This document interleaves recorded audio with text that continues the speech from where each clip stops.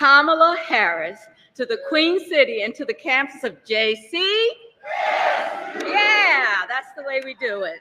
So I want to say that there's really the idea that we are proud of what we do in this great city. Our true economic opportunities must reach all corners of our city. And at the same time, we have to recognize that too many families still struggle with the rising cost of healthcare, housing, education, and other essentials for our living styles. That's why the Biden-Harris administration building wealth agenda is so vital. Thank you very much, Connie. Yeah.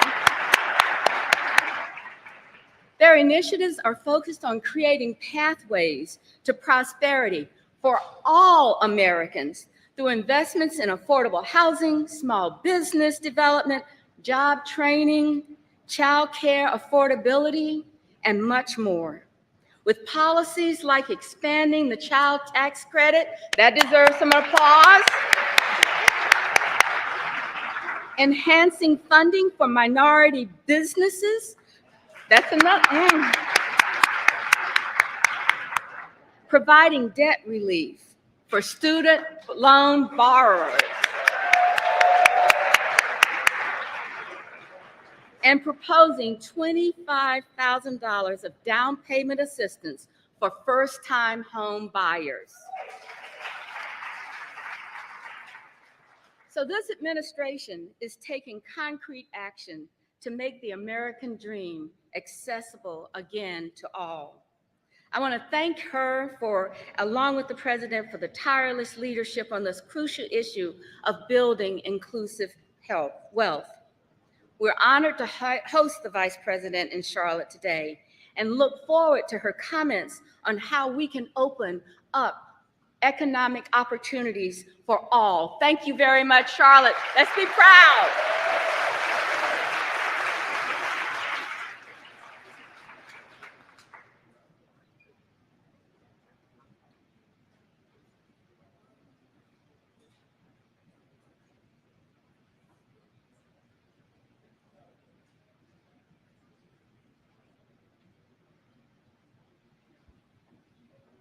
Please welcome U.S. Department of Health and Human Services, Deputy Secretary, Andrea Palm.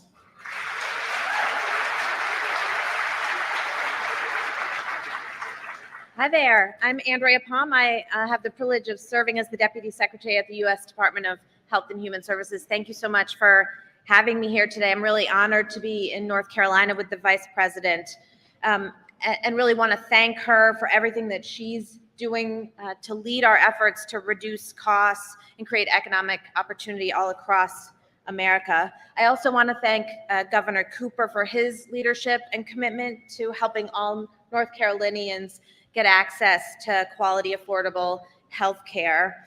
I'm really proud also of the work that we're doing in the Biden-Harris administration at the U.S. Department of Health and Human Services to ensure that everyone has access to the care that they need. Today, more than 300 million Americans have health care coverage. And this year, a record,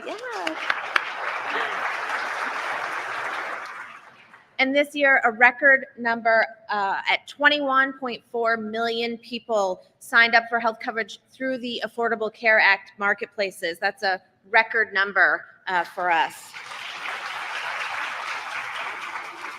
I also want to note that thanks to the Inflation Reduction Act, that coverage through healthcare.gov for 4 out of 5 Americans cost $10 or less per month. You can't get to a movie for $10. You, in some places, can't get a cup of coffee for $10. It's really an important part of the way that we make coverage affordable for the American people. Further, this administration has taken numerous actions to protect and strengthen the Affordable Care Act, to strengthen Medicaid and the Children's Health Insurance Program for hardworking families, to lower premiums, to expand access to affordable coverage in all the opportunities that we have as a U.S. government. We're ensuring that Americans have access so that they can take advantage of the opportunities that we are working with states like North Carolina to make available. And how do we know that the work of the Biden-Harris administration is having such a big impact on Americans? We know it because the data tells us that it's true. Last week, a number of reports came out that showed us the historic gains that we've had in healthcare coverage, particularly in underserved communities across this country. And that has all come out of vigilant work in our implementation of the Affordable Care Act. Central to how we think about and ensure that Americans have access to affordable health care is the Medicaid program. Currently, a record 92 million Americans get their coverage through Medicaid and/or the Children's Health Insurance Program, and that includes more than 2 million folks here in the state of North Carolina. Last year, as you all know, North Carolina became the 40th state to expand Medicaid.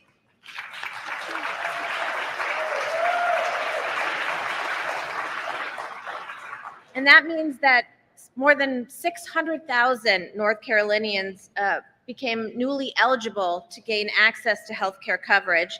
And as of today, the governor and I were just talking about it backstage, more than 480,000 North Carolinians have availed themselves of this new opportunity. And that is really important progress in a very short amount of time since enactment of that law.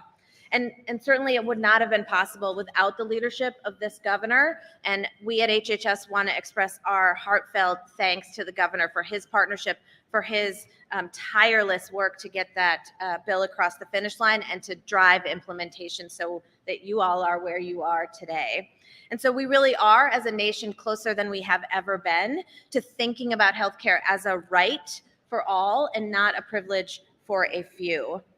I also want to talk a little bit about the work that we're doing to lower costs in the healthcare system and are really proud of some of that work. Under President Biden and Vice President Harris's leadership, Medicare-covered insulin is now capped at $35 a month, making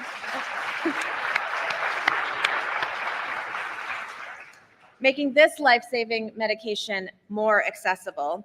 Preventive vaccines through the Medicare Part D program are now free of charge.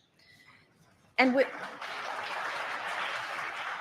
the newly enacted $2,000 cap, expenses are really in a place where they're not going to get out of hand. If you know that every year your out-of-pocket expenses are capped at $2,000, that is a predictable amount that is, I think, really important for families to know about in Medicare.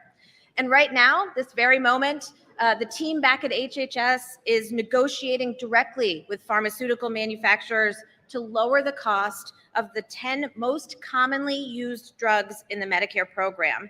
And when those negotiations are done, we predict that this will save as much as $100 billion over 10 years.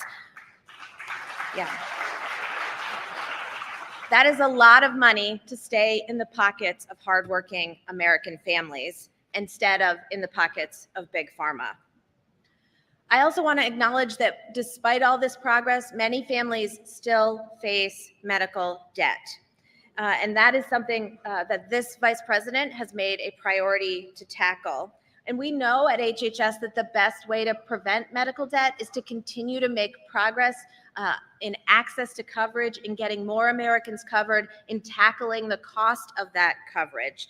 And in the meantime, the vice president has challenged all of us to go even further. And yesterday, she called upon states, local governments, healthcare providers to take additional actions to relieve the burden of medical debt for millions of Americans. In that call, she announced a rule that would remove medical debt from credit reports for more than 15 million Americans. And that's a really big deal. So it's not just about healthcare, right? The cost of healthcare is tied to your economic well-being as a family. It's about your economic security. It's about your peace of mind. And we understand in the Biden-Harris administration that it's all connected together. I'm proud to serve in this administration, and we're committed to tackling these issues in service to American families. And I'm really proud to serve along this vice president and support her leadership and the work that she is doing to lift up Americans everywhere. Thank you so much again for having us here today.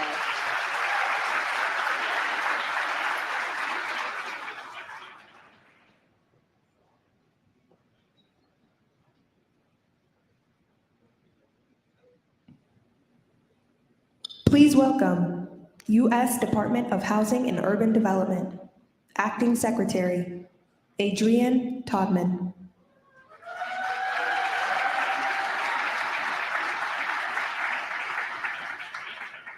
Well, hello, Charlotte.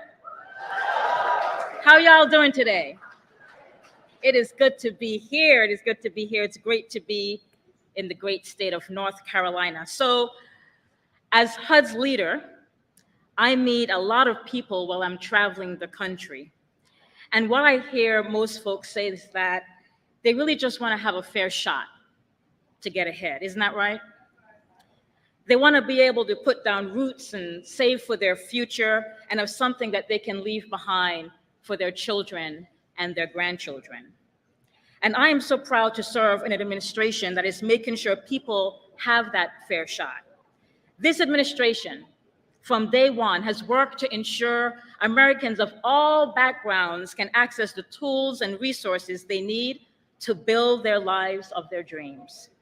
A few weeks ago, I was in Denver, where I met a mom who was able to save enough money while she was living in subsidized housing, and she was able to buy a home for herself and her 3 kids, and she talked about how excited the kids were running and finding their own bedrooms. And it's all thanks to a program that we run at HUD that under this administration, we expanded under this president and our vice president. And maybe it's the families that I met who received down payment assistance and bought their home and are now building wealth for their families. It's stories like these that live in communities here in Charlotte and across the country. And they're happening because our president and our vice president have made it a priority to create economic opportunities. In fact, right here in Charlotte and across the state of North Carolina, hundreds of thousands of families are able to buy their first home and keep their homes because of investments and changes that this administration made from day one. And it means that thousands of people are building wealth and equity that they can pass on to the next generation. And we're here today because we want to make sure that we're opening up the doors of opportunity for even more people, including people with medical debt. It's estimated that if medical debt is no longer counted on a person's credit score, their score will increase by about 20 points on average. And that might seem like it's not a lot, but it can make this big difference between qualifying for a mortgage for your first home or qualifying for a mortgage to help your kids. In fact, it's estimated that this change alone will lead to some 22,000 new mortgages. So that means 22,000 families being approved every year. And more families can reap the benefits of generational wealth through homeownership. And I'm happy to say that because June is National Homeownership Month. And this is what's possible when you have a president and a vice president and my colleagues across the federal family who are making sure that everyday folk can realize their dreams. For example, in this administration, we've invested millions of dollars into housing counseling services so people get trustworthy advice when they're buying their first home. It's hard enough, and sometimes you need somebody to help you with that really complex path. And last year, as interest rates went up, didn't they go up though? As interest rates went up, Vice President Harris announced a historic cut in HUD's mortgage fees, a change that has helped more than 680,000 people across this country save almost $1,000 just in the first year of their mortgage and over $600 million just in the first year alone.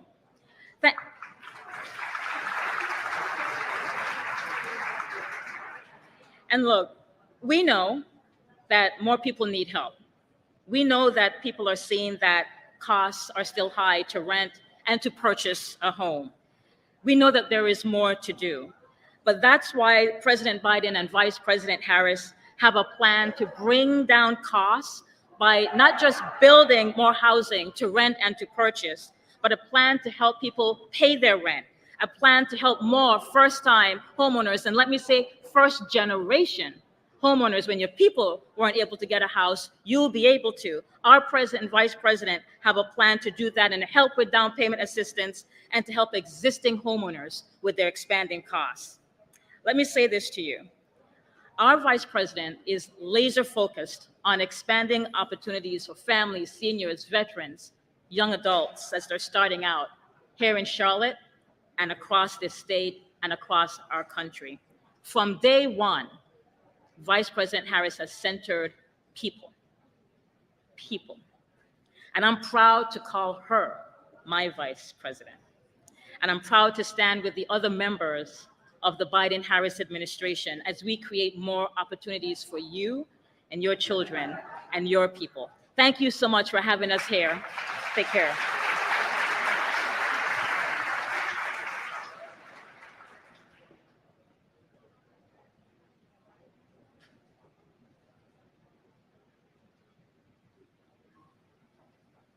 Please welcome Governor of North Carolina, Roy Cooper.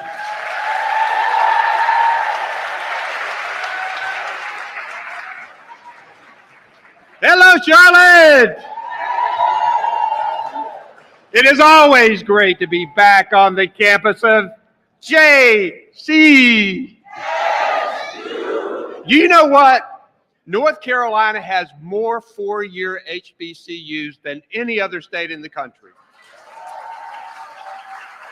We have more HBCU students than any other state in the country. And it's one of our biggest workforce development tools that we use across this country.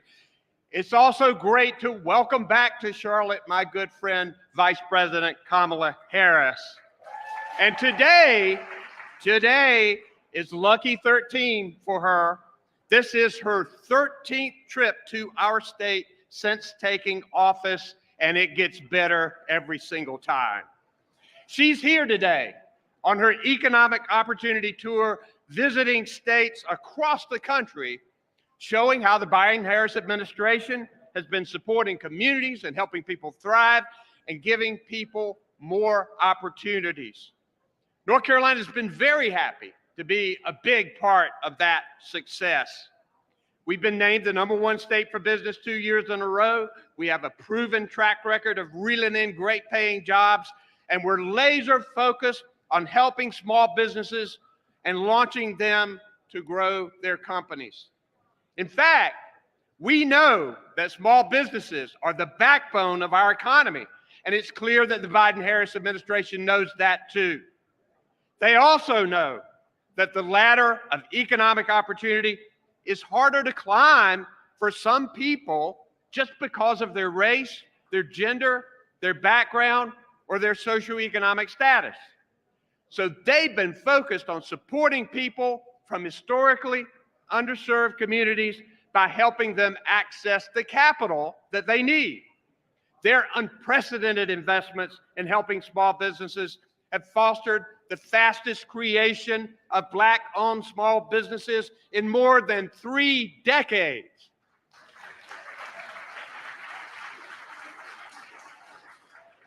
Back in March, the Vice President and I stopped in Durham to visit Black Wall Street to announce $32 million in federal funding to women and minority-led venture capital funds to support historically underserved and small businesses and entrepreneurs. And here in North Carolina, our Office of Historically Underutilized Businesses has done similar work. Around 7,100 businesses in North Carolina are now Board 8 Hub certified.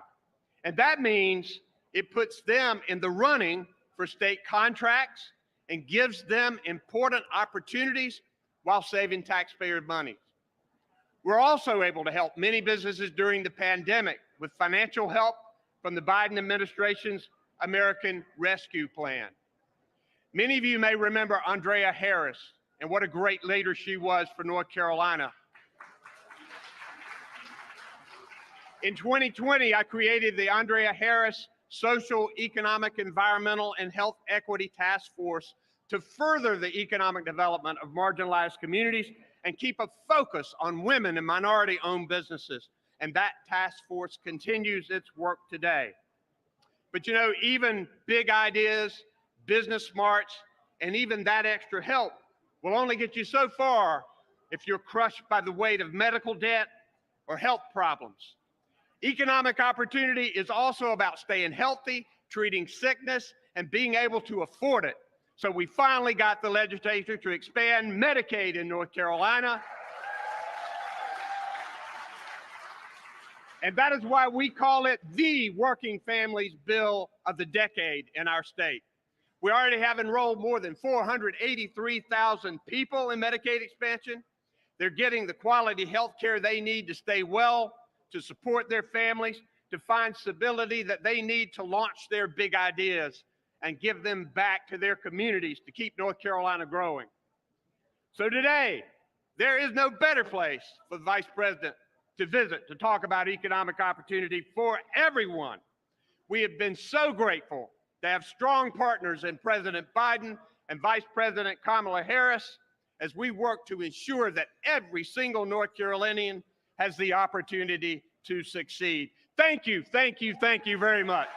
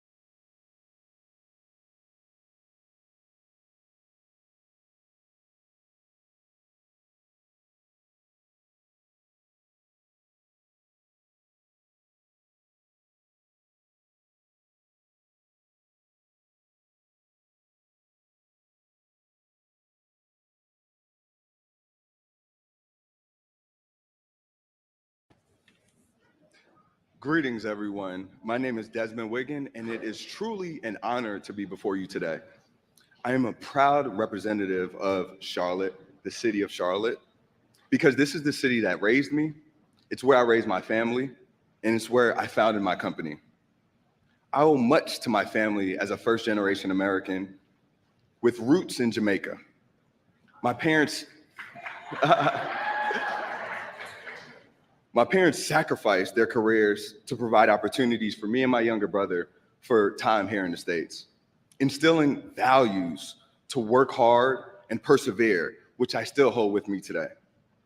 I am also a proud husband and father, dedicated to my lovely wife that's in the audience, AKA my co-founder, and my 2 young children. I'm also a graduate of the Winston-Salem State University, Ram Pride, and also a member of Alpha Phi Alpha Fraternity Incorporated.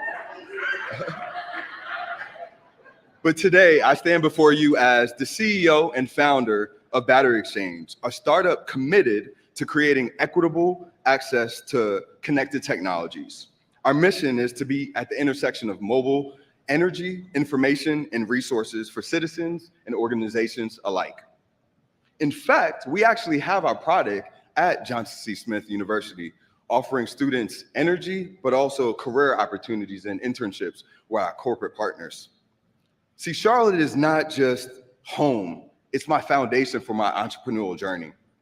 Cities like Charlotte across the United States are emerging powerhouses bursting with potential.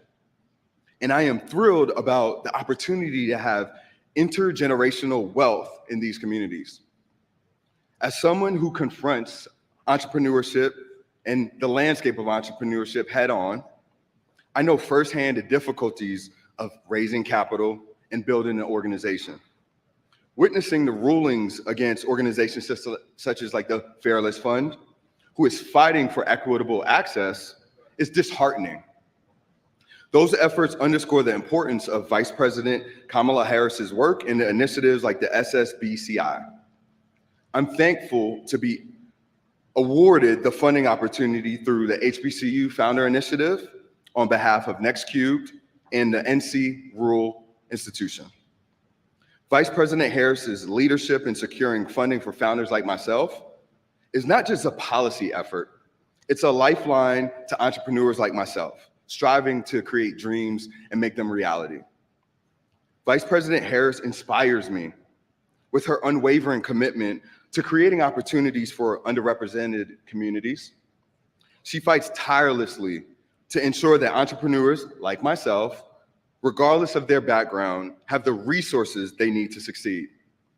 Her vision and dedication are the setting foundation for a more equitable environment. I'm thankful for this opportunity to talk about myself, my organization, and the capital impact towards entrepreneurial growth.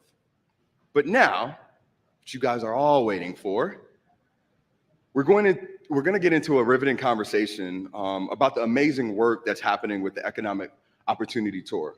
First, I would like to introduce Bakari T. Sellers and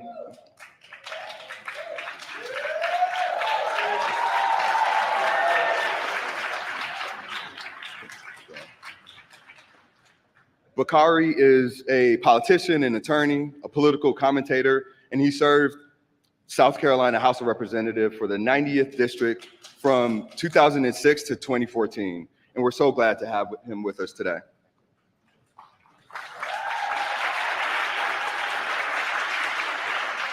Next up, you guys might know this name. I'd like to introduce Mr. Michael Ealy, actor and activist.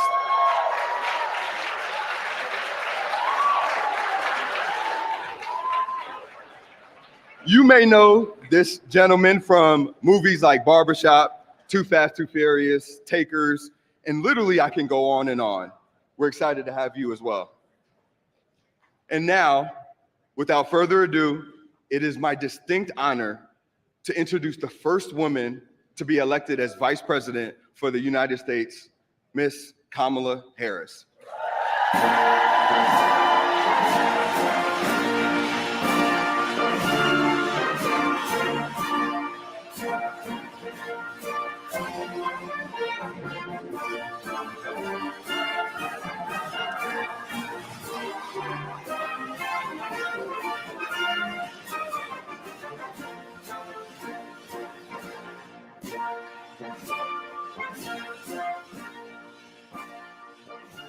Good afternoon, everyone. Indeed. Can we please applaud Desmond as he walks off the stage?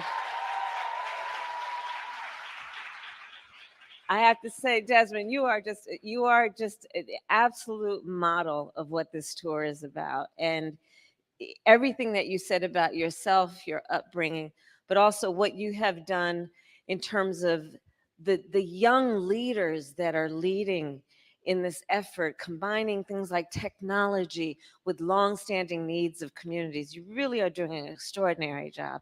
Thank you for being such a big part of this. And thank you. Please give the Vice President of the United States of America another round of applause. We always love having you down south with us.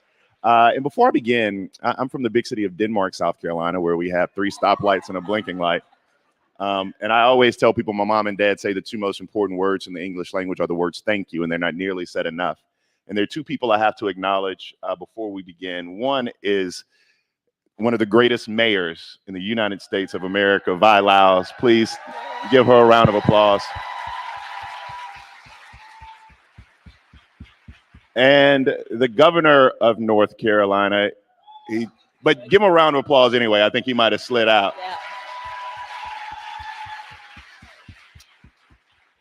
And so one of the things that I enjoy about just being in your space, Madam Vice President, is that you're very intentional and you're very purposeful. And you've traveled across the country and met voters and met students in particular where they were and meeting people where they are. And you've led the fight for reproductive rights. You've challenged and talked about ending gun violence, and now you're on this economic opportunity tour. I think the first question we have to ask is why this tour? Why now? Thank you, Bakari, and thank you for your leadership and always using your voice in such a courageous and important way. And Michael, thank you. He's just been on the road with me for different events. Why this tour? Well, most importantly, it's because I feel very strongly that we need to be in the community, listening, and giving people information about the work that we have done that will help folks. Because I'm very aware that, we can do all this good stuff in Washington, D.C., but if it doesn't hit the streets, it doesn't matter.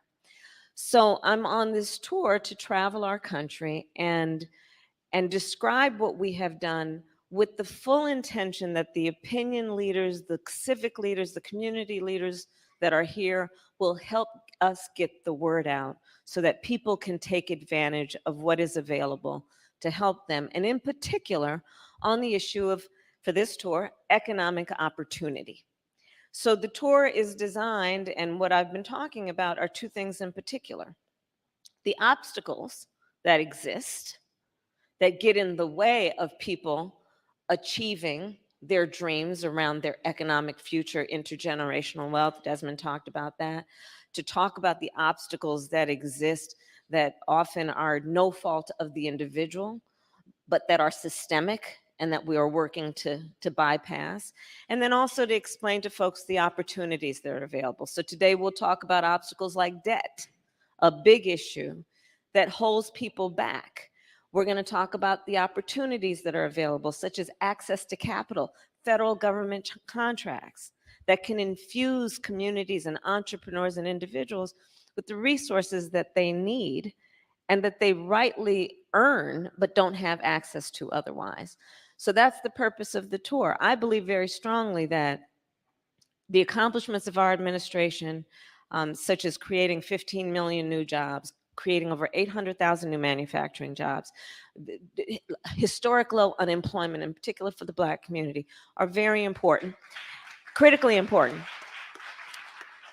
And that is not to the exclusion of also understanding we have extraordinary capacity and leaders in the community who have incredible ideas, who are entrepreneurial, who are ambitious, who have aspirations that, yes, are about making sure that everyone is employed, but also the creation of wealth.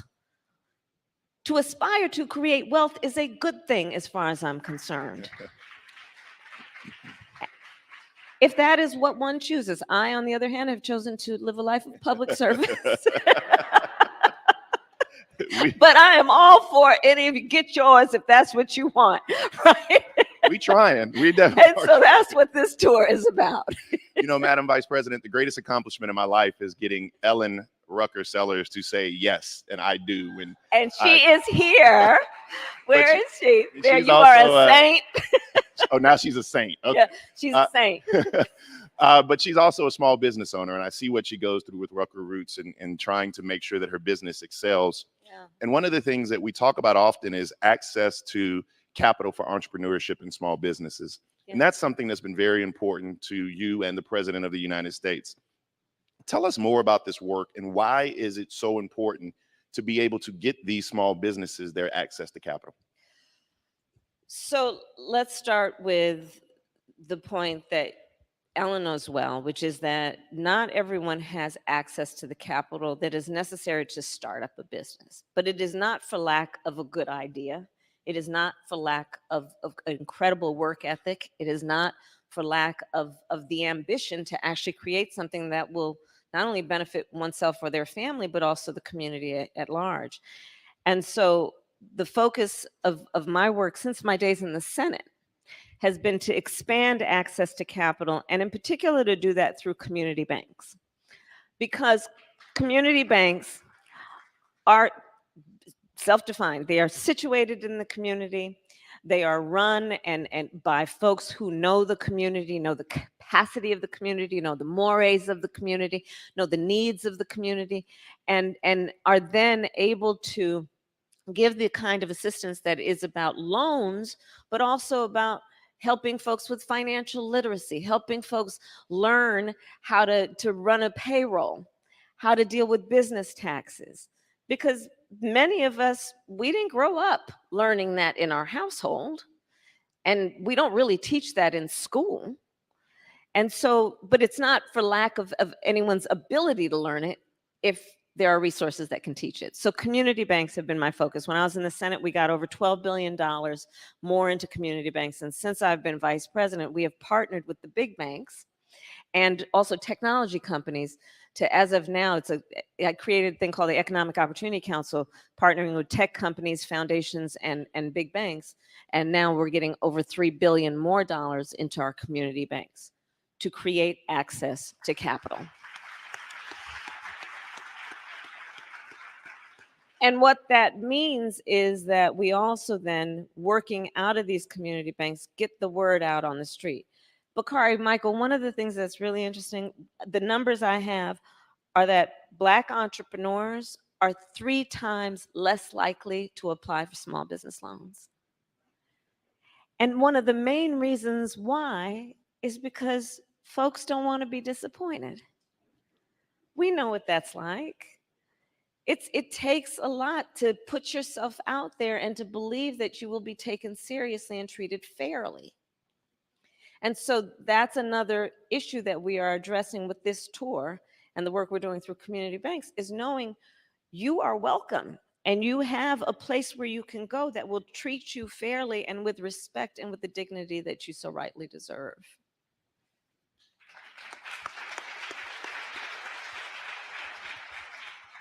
Madam Vice President, it's an honor to be here with you today. I think this tour is such a great idea, and I think just it's working, one.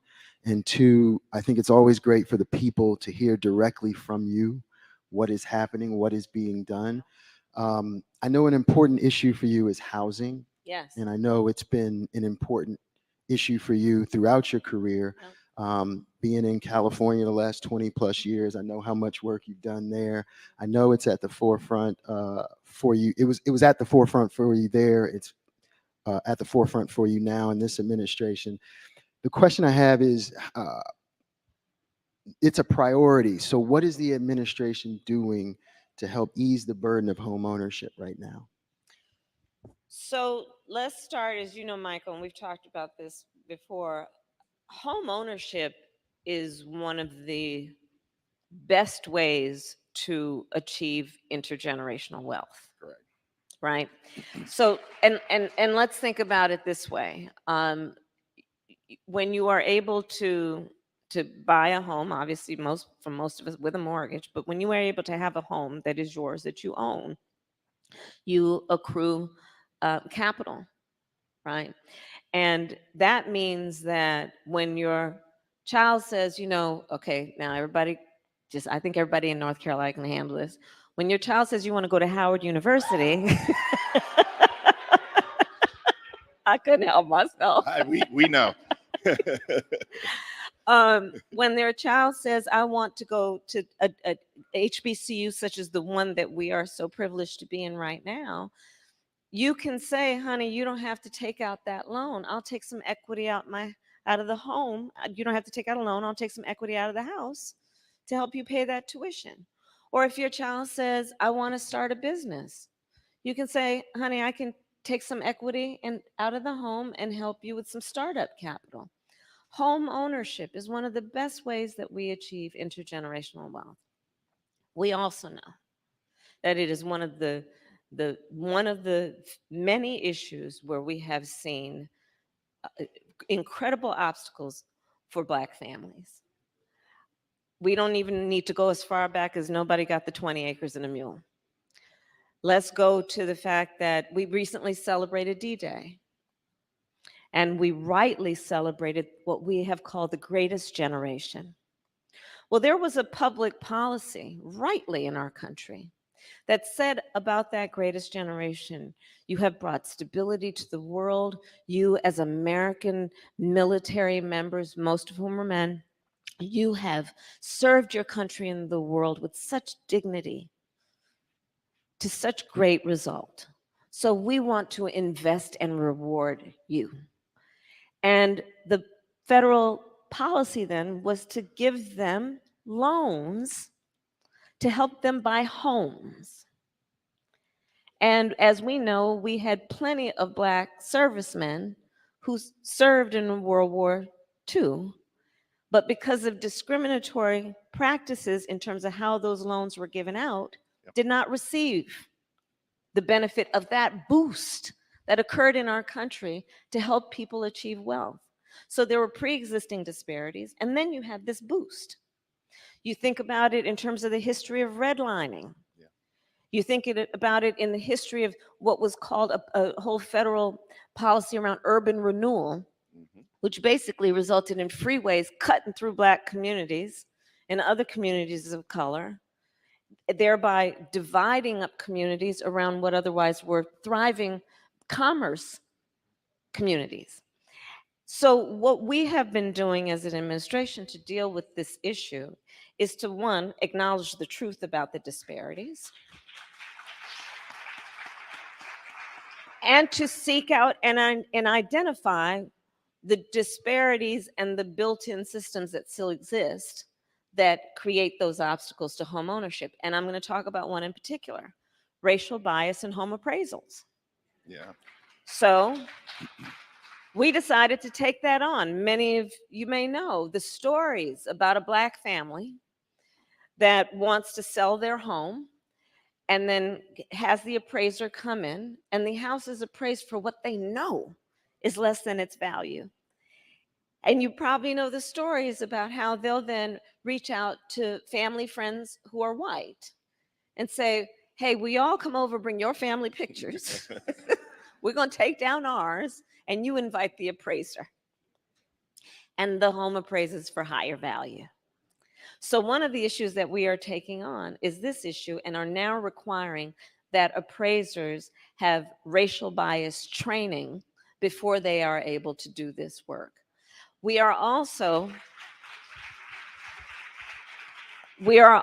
giving, for people who are the first generation in their family to seek to buy a home, $25,000 grants for startup capital to actually be able to pay down on home ownership. $25,000 if you are first, or you are the generation that is the first in your family to be able to buy a home. The other thing we are doing is, for a certain tranche of folks, helping them first-time homeowners, $400 a month in credits toward paying your mortgage. And these issues are exactly the kind of issues that, when you address them, make a huge difference in terms of who's able to buy a home. And that matters. And listen, you probably are sensing from the things that I'm describing, we have been taking a critical look at those specific pieces of the system that have long gone overlooked, that are, that the story about the princess and the pea, that seemingly small thing that makes all the difference. These specific aspects of the system that have kept people from achieving their dreams. Another issue that we have been dealing with is federal contracts. So if you get a federal contract, being very frank, unless you mess it up, it's yours for life. But what we know is that when you're talking about Black entrepreneurs, Black small business owners, less likely to have the relationships or know the process for applying for a federal contract. When President Biden and I came in, we committed to increase federal contracts to minority-owned businesses by 50%, and we're on track to get that done by the end of 2025.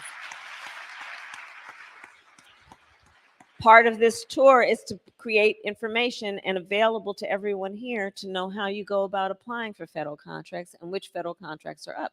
Because remember, we also came in and are finally fixing the infrastructure problem in America. Somebody talked about Infrastructure Week, which never happened. We actually got it done.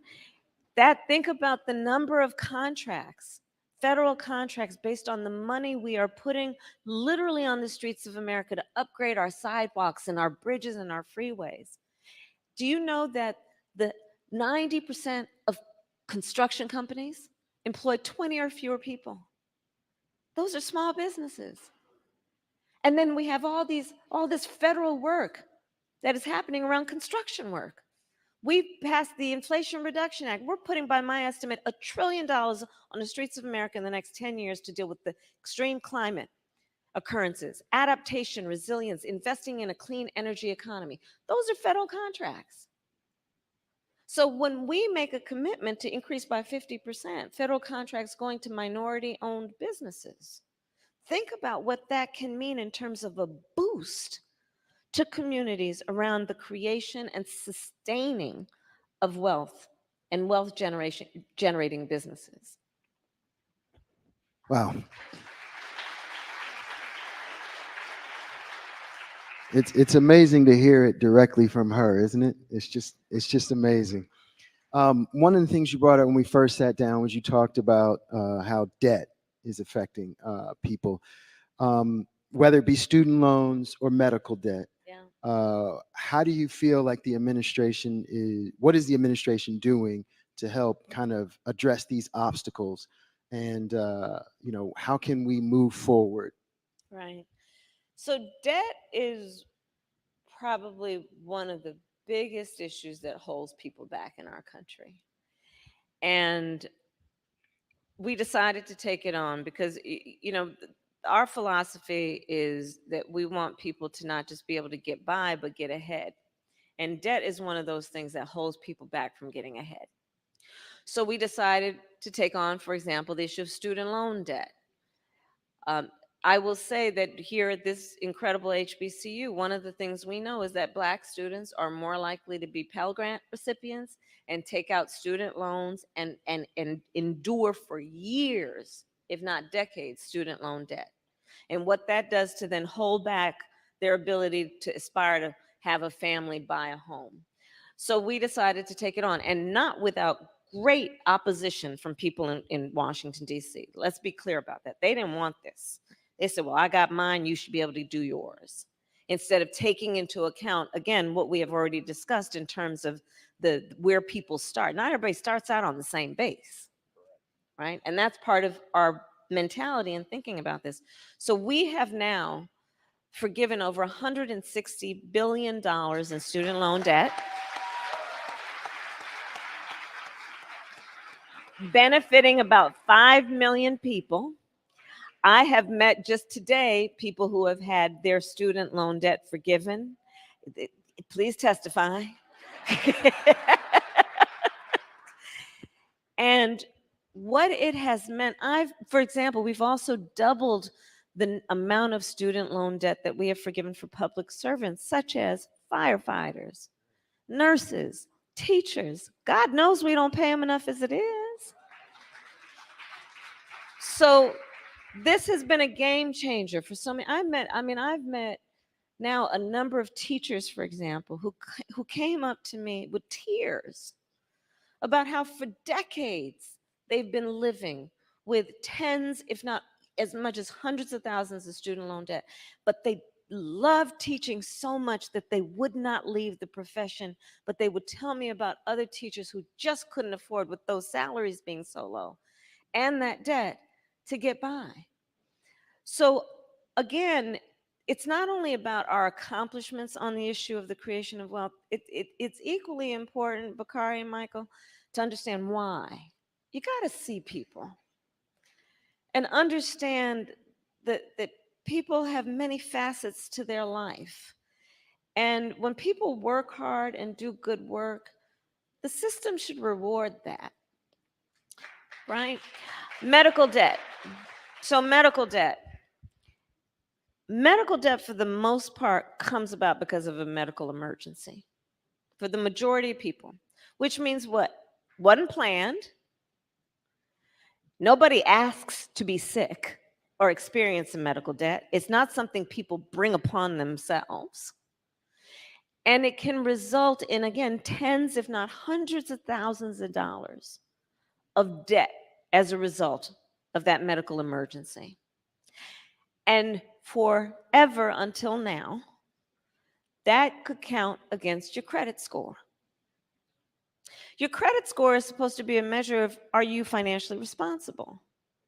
Why would we say that medical debt is a measure of whether you're financially responsible? That doesn't make any sense, and it's not right. So we have now made it so that medical debt cannot be a part in calculating your credit score.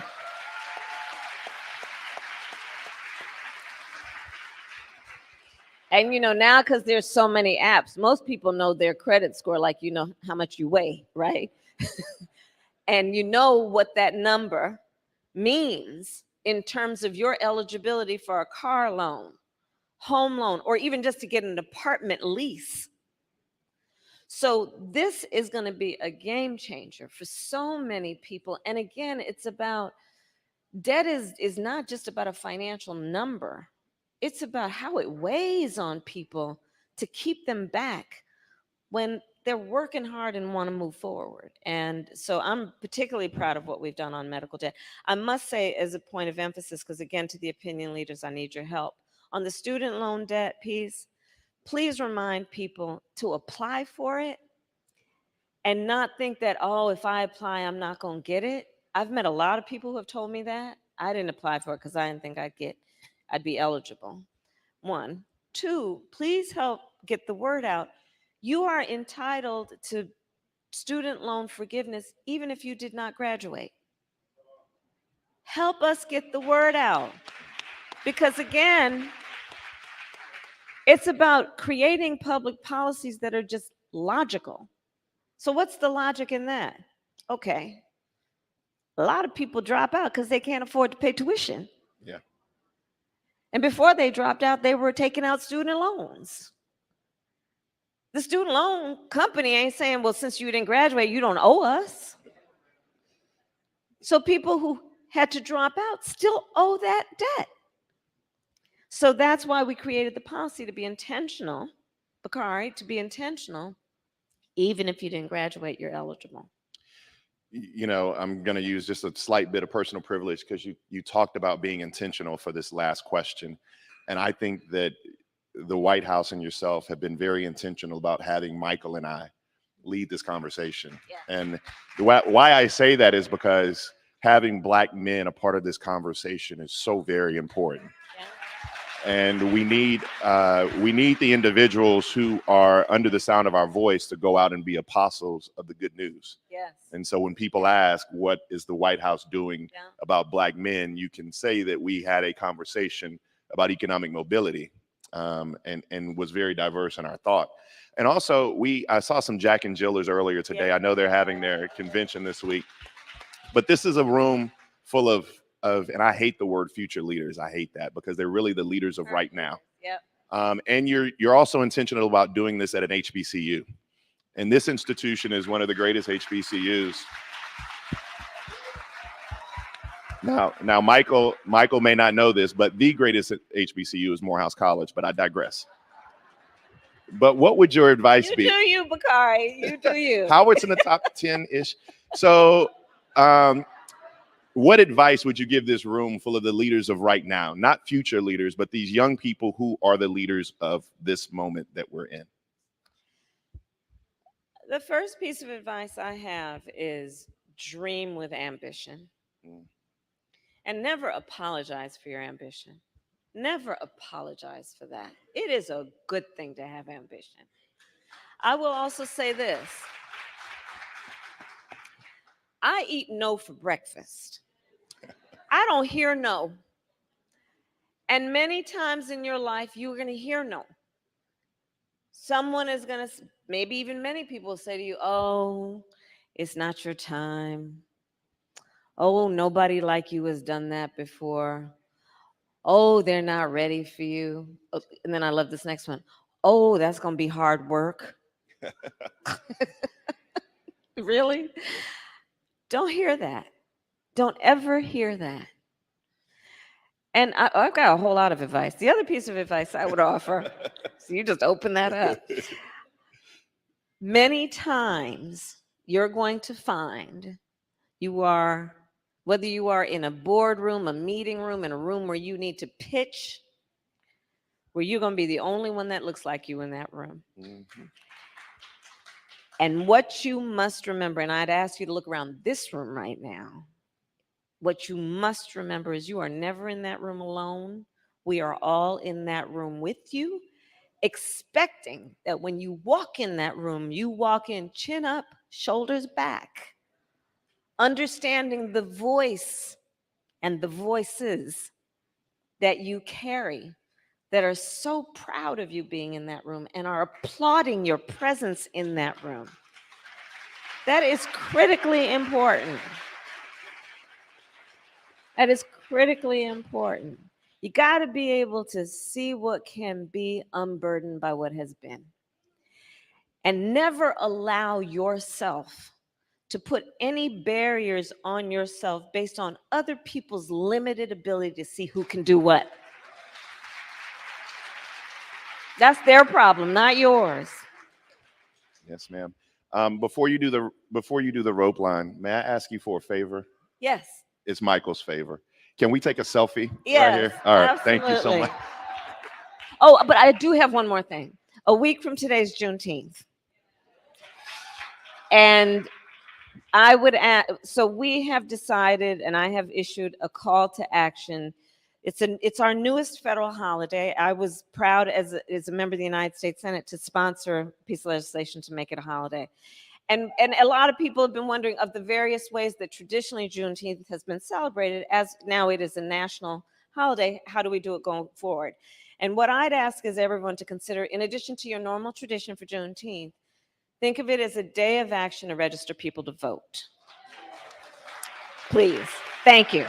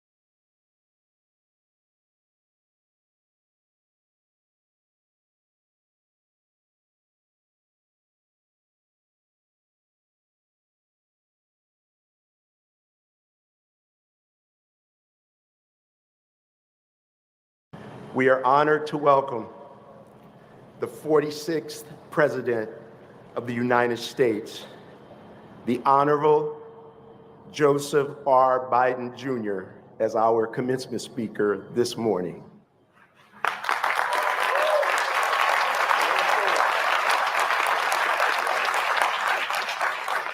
They say that when you find a job that you love, it isn't work at all.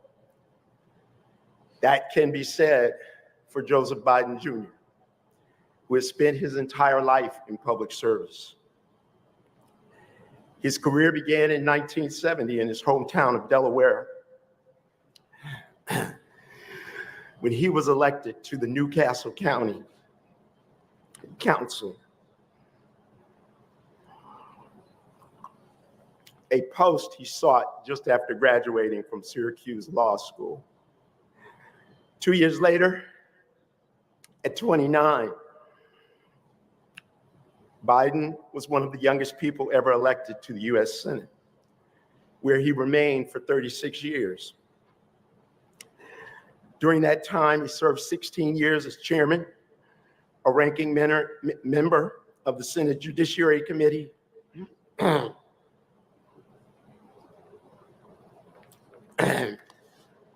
and while there is much debate in the news about US foreign relations, President Biden served